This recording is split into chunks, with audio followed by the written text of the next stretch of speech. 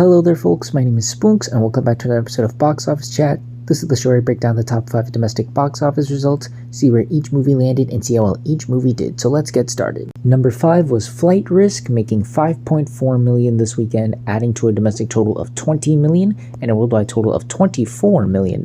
So while it fell from number 1 to number 5 this weekend, it actually didn't take as big of a hit as I thought it would. It only dropped around 52% from last weekend, which given the reception this movie has gotten, isn't too shabby. It does show that some people are still interested in checking this movie out, and the word of mouth may not have been as bad as it initially seemed to be, but it's still not doing huge numbers. I'm sure they were hoping for some more something on the line of like One of Them Days, just a movie that has just these really strong, exceptional legs, word of mouth, and this movie's just doing all right for the time being. It clearly has its audience, and I think it'll probably be able to leg out outside the top 5 just to cater to its specific audience, really. But again, I just don't see this movie doing anything really special here. Yeah, it's gonna make back its $25 million budget domestically and worldwide, but that seems about it. Internationally, things are off to a slow start.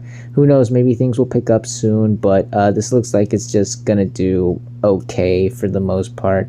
Yeah, not much really else to say here. If anything, it's honestly remained consistent with Den of Thieves 2. That movie opened at number 1 and then fell to number 5, so this might do what that movie did to a lesser degree. So yeah, overall, nothing horrible for Flight Risk, but nothing too special either. I don't really have much to say here, really. Number 4 was One of Them Days, making $5.8 million this weekend, adding to a domestic total of $34 million, and once again, no international totals as of yet, so the worldwide numbers stays the same. This movie continues to impress. This is without a doubt the first sleeper hit of the year. It only dropped 27% from last weekend. Absolutely astonishing hold for a comedy that isn't even in that many theaters across the country right now. This movie just has really done a lot for its audience, and people are really starting to dig it out, really want to go check it out and enjoy themselves. And because of that, it's about to surpass the $35 million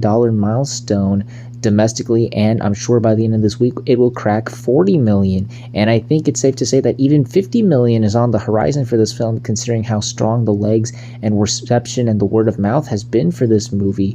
And hopefully when it releases internationally, I've heard some rumors that the movie will release in the UK and Ireland in early March. That'll also boost this movie's totals up as well to even bigger heights. Yeah, honestly, as I've said many times before with this movie just really came out of nowhere and really surprised at the box office during a time I think a lot of people really wanted to see something silly and goofy, and this movie seems to be doing just that. I think this movie has a couple more weeks left in the top 5, before once we really start seeing like the big movies coming out this year. It's definitely making most out of the slow period right now, but still very impressive numbers for One of Them Days, and I look forward to seeing how much higher this movie can truly go. Number 3 was Mufasa the Lion King, making $6.3 million this weekend, bringing its domestic total to $229 million and its worldwide total to $653 million. Even with a new kids movie out in theaters stealing probably a good chunk of this movie's audience at this point, this movie is still putting up a good fight at the box office. It only dropped around 25% this weekend. Absolutely crazy to see here. This movie is just a juggernaut. It's a force to be reckoned with. This movie, there's just no stopping this movie at this point, really. It's just been able to carry this second life throughout the holidays and just continues to do really, really well despite the competition. And because of that, I'm sorry, Sonic fans, but it is about to surpass Sonic the Hedgehog 3 to become the true winner of the holidays. It's just $1 million shy away from surpassing that film's $230 million domestic total, as this movie, like I said, is at 229. It will without a doubt be the official winner of the holiday season. Going back to like those opening weekends, it seemed like this was going to be dead in the water. It seemed like it wasn't going to be a contest. It looked like Sonic was going to claim victorious. And while that movie did still do well, do not get too sad and depressed, Sonic fans. That movie still did very well. Mufasa just was able to completely defy all expectations for it. The word of mouth was just there, and people really wanted to go check it out. And went to see it again and again, and the movie just is still doing really well. I mean, look, we're still talking about it. I do think we are nearing the end though, because of two things. One, there is another kids movie supposed to come out in 2 weeks, and I think that will be the end of the line for this movie. It'll start to lose some of its luster.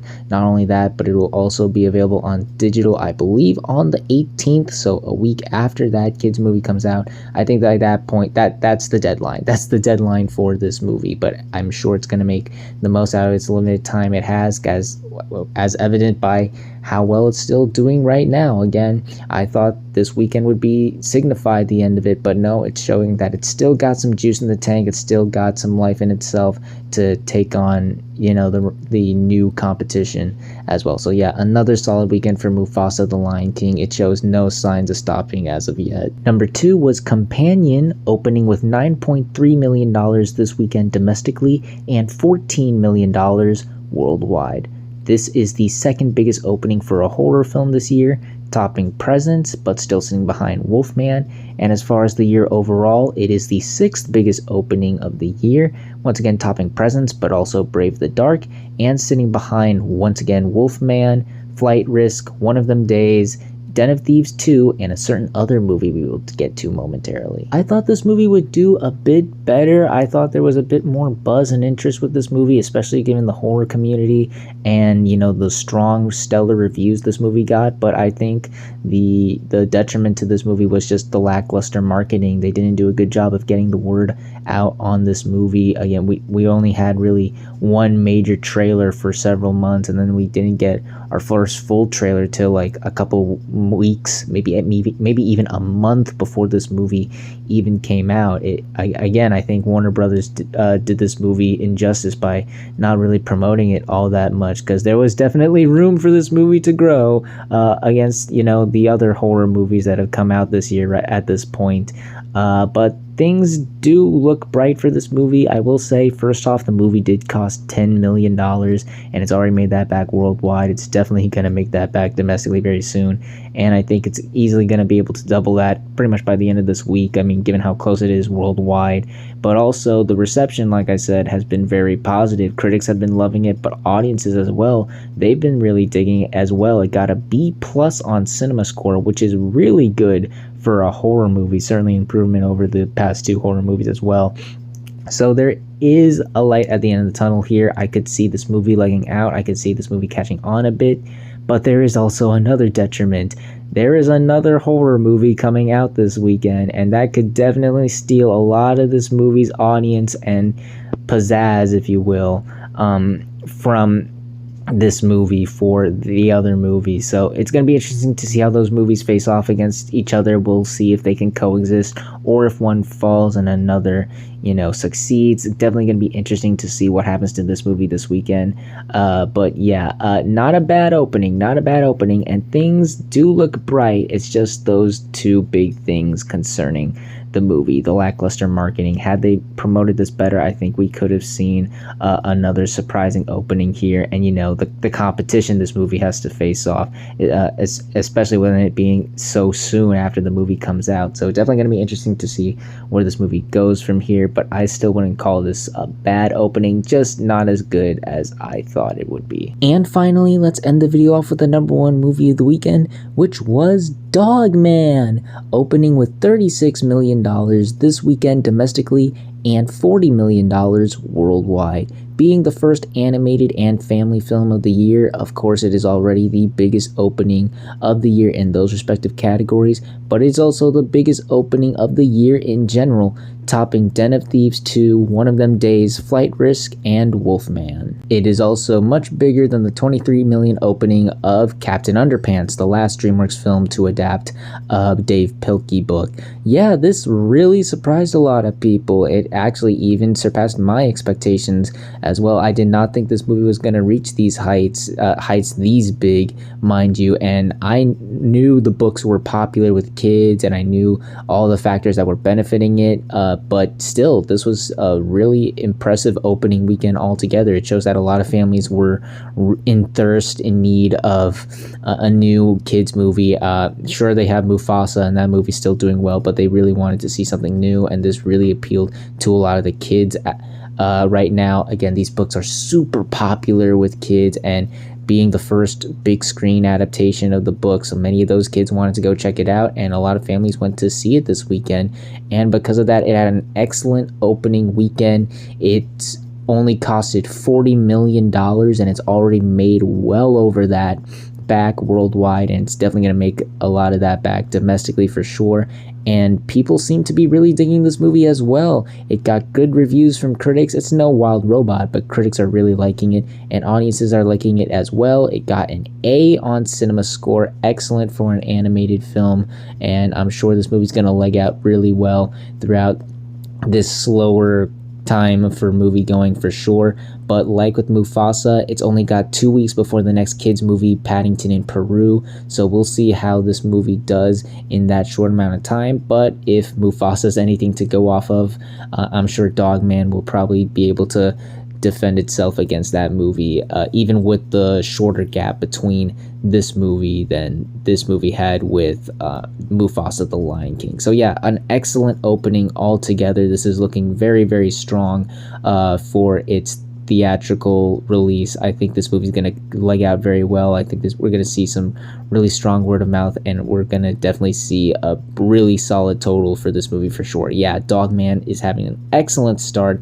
and is looking like it's going to have even excellent numbers going forward from here. And those were your top 5 domestic box office results for this weekend, but we're not quite done yet, as we've got another week ahead of us and new movies hitting theaters. And this weekend we have 2 new wide releases once again hitting theaters just in time for the Super Bowl, starting with Hard Eyes. New horror film from the people who brought you Happy Death Day and Freaky, about a deranged serial killer who has a thirst for killing couples on the most romantic day of the year, and now it's up to a new couple who have to find a way to stop him before he claims even more victims. I think this movie could surprise. I know horror has been not in the best shape as of lately, but I think this movie has a lot working for it, coming out around Valentine's Day.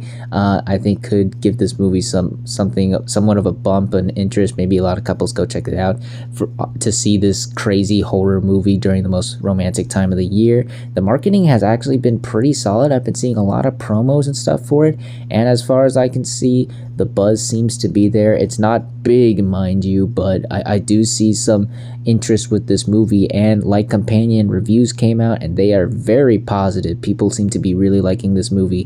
The things hurting this movie, once again, the Super Bowl is this weekend, and I think a lot of people are gonna stay home this weekend to watch the big game as opposed to going to the movies, so that's a factor here. And also, you know, horror hasn't really been bringing it as of yet. Yes, Companion's off to a good start for itself, but I was hoping for a bit more with that movie, so I could see this movie doing slightly better than that, maybe even slightly better than Wolfman. It's just gonna have to see if people are really interested to go check it out. But yeah, I think it's leaning more positive than negative here. I could see this movie potentially surprising. And then there's Love Hurts, new action comedy starring Ke Huy Quan and Ariana DeBose. In it, Ke Huy Quan plays a realtor who's loving his life, but his past comes back to haunt him, as his brother still wants vengeance after what he did in his past, so he now must become once again the action martial arts fighter that he used to be in order to stop his brother and his reign of terror, if you will.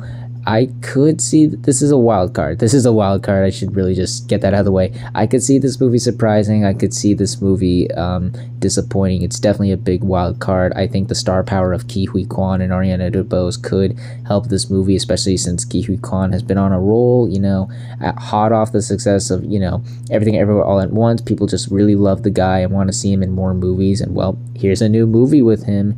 And, the trailers have gotten some positive responses, and I've seen some promos here and there, but also I'm not seeing a lot of buzz for the movie either. I saw some people talking about the trailer when it dropped, but recently not much else. I don't know a lot of people who are aware of this movie coming out, and the marketing hasn't been too great. I've seen stuff, but it has definitely been lackluster. Some commercials here and there, and I've gotten the trailer a couple times, but again, that's really about it. And also, like I said, Super Bowl this weekend. I doubt a lot of people are gonna go check this movie out overseeing the big game. So yeah, definitely a wild card. This movie could overperform or underperform my expectation. It can go either way. Yeah, just a bit up in the air over this movie, but we'll see how well this movie truly does, as well as the rest of the movies that land in the top 5 on the next Box Office Chat. And that's going to do it for this week's episode of Box Office Chat. What did you all think of the results? Were you satisfied, unsatisfied? Comment down below and let me know.